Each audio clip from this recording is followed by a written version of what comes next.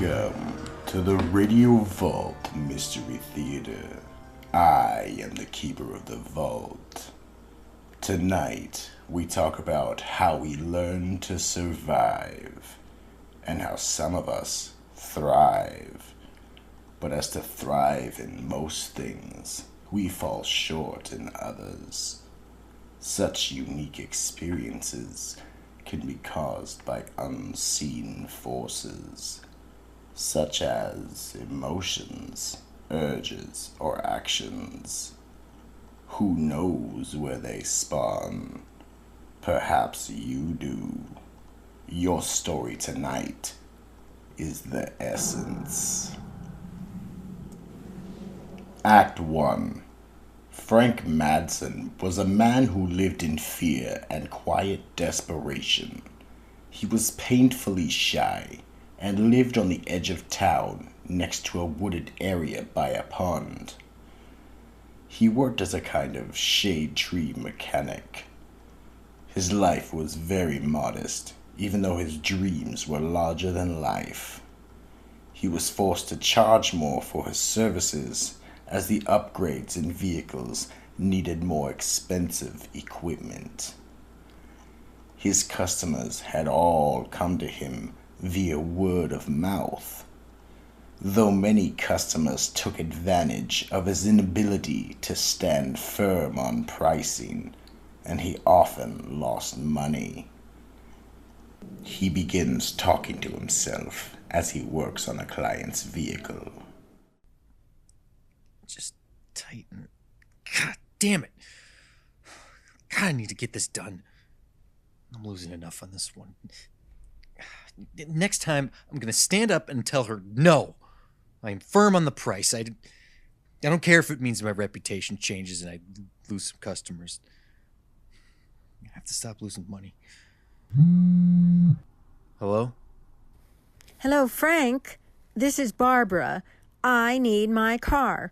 When are you going to be done with it? It's next in line. It'll be done by tomorrow night. Never mind. I'm going to have Henry Stallworth come and tow it to his shop and do the work. You're just too slow. Henry's cheaper anyway. That's fine. I'm sorry to offend you, Mrs. Hamilton. God, that woman! Such a cheapskate! She'll get what she paid for. You know, I think Henry's hawking my customers. God damn it. Things have to change. I'm gonna have a beer and go for a walk.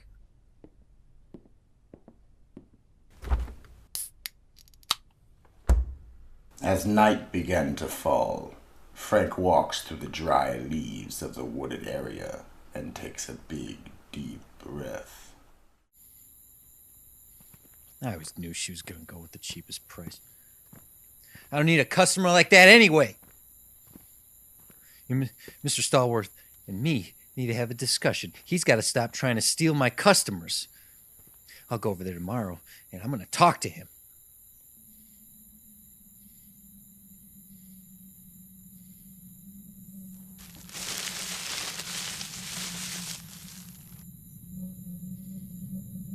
What the heck? Never seen fog creeping on the ground like that before. It seems to be coming from that pond over there. That's weird. It smells like cinnamon. God, that's cold. As the essence touched Frank, he began to shiver. Then a deep warmth engulfed his entire body. The smell of cinnamon permeated his every thought.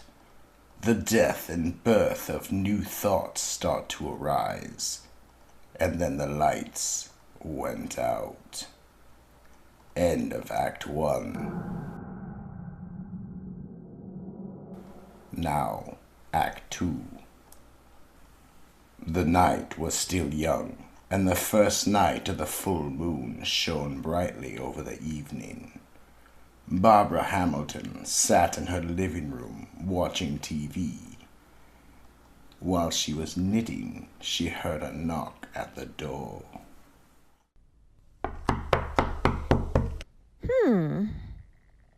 I wonder who that could be. Let's see through the peephole. I wasn't expecting anyone. Ugh. What do you want? I have a bill for you. Are you out of your mind? I owe you nothing. Oh, yeah. You owe me for storage for 2 days, towing to my place and to Henry Stallworth's garage, and for putting up with your shit all this time. I don't owe you a penny for those things. I told you that I would have Henry tow it to his shop in the morning. Storage should be included in your price, and if you don't do the work, you don't get paid. And how dare you say you're putting up with me? I should charge you for me putting up with you. Get out! Barbara tried to slam the door shut, but Frank stopped her and pushed his way in. Barbara screamed in terror as Frank held his hand up and revealed a long knitting needle. He plunged it into her heart and smiled as she slumped to the floor in a heap of blood. Cheapskate till the end.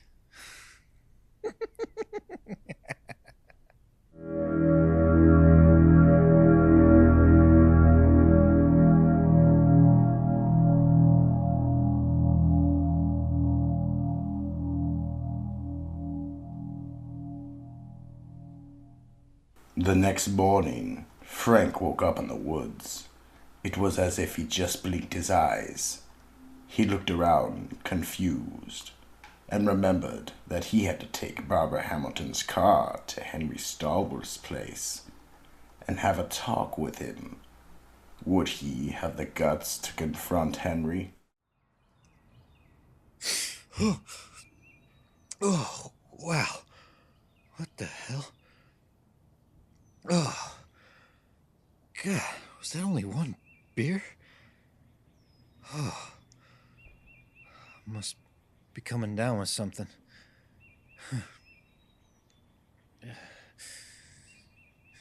I gotta get this done.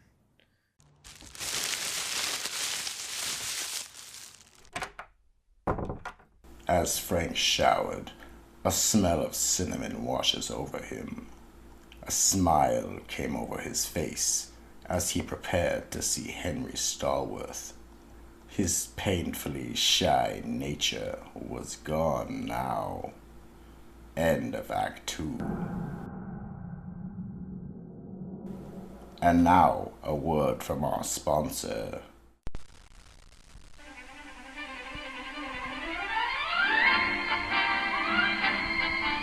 Top scientists agree that with the present rate of consumption, the Earth's supply of gravity will be exhausted before the 24th century.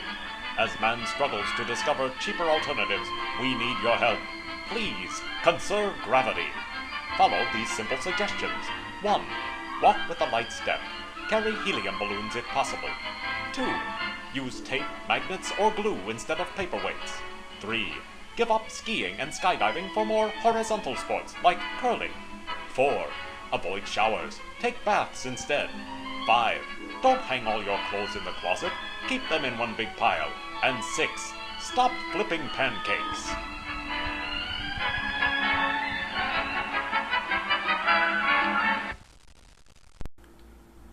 And now, Act 3.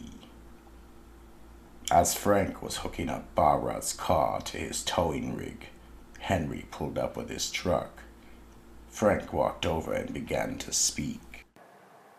Hey, Henry. I was just coming to see you today. Hey, Frank. Customers. Easy come, easy go, right?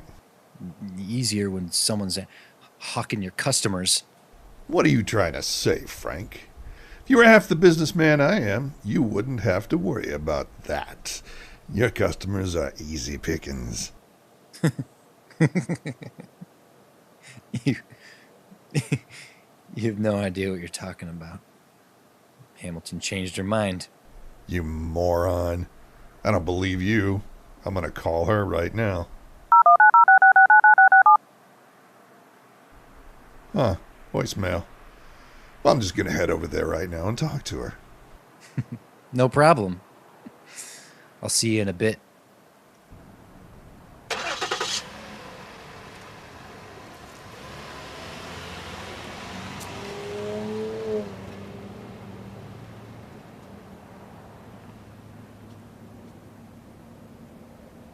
Frank smiled to himself, knowing that Henry would soon return, and probably with Sheriff Margie Dunham.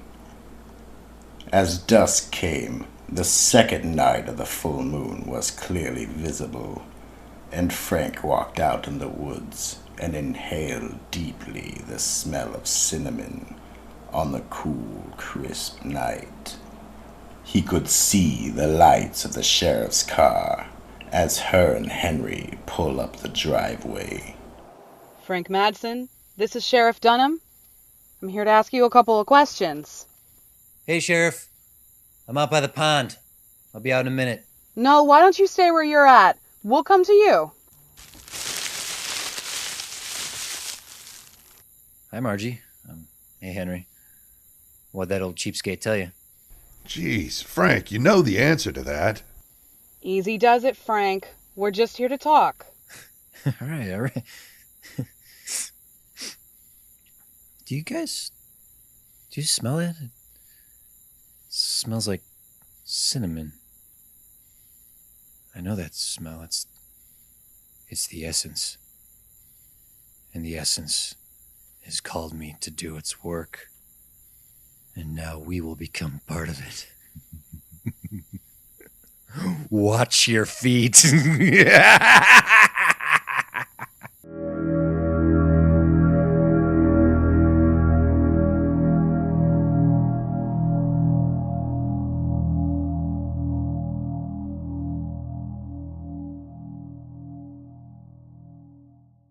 As Margie and Henry looked down at their feet, they felt a cold sensation as the essence rose to completely cover them. Frank had already laid down in the essence and prepared to let it consume him. Even now, as the smell of cinnamon fills the air on a full moon night, everyone knows to stay away from the wooded area next to the pond at the edge of town, for they know the essence is there. Tune in next week and see what other treasures we have in the vault. This has been a production by Troop of Lost Souls Entertainment and Film Syndicate, written by Charlie Mitchell, produced by Anthony Stapiello, and directed by Rick L. Baker. Post-production and sound effects by Brian Collins. Commercials by Joe J. Thomas. Video post by Stephen Shin.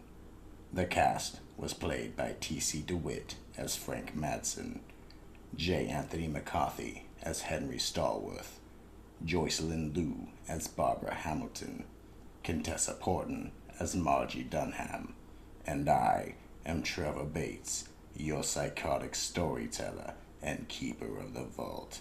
See you next week, if you dare.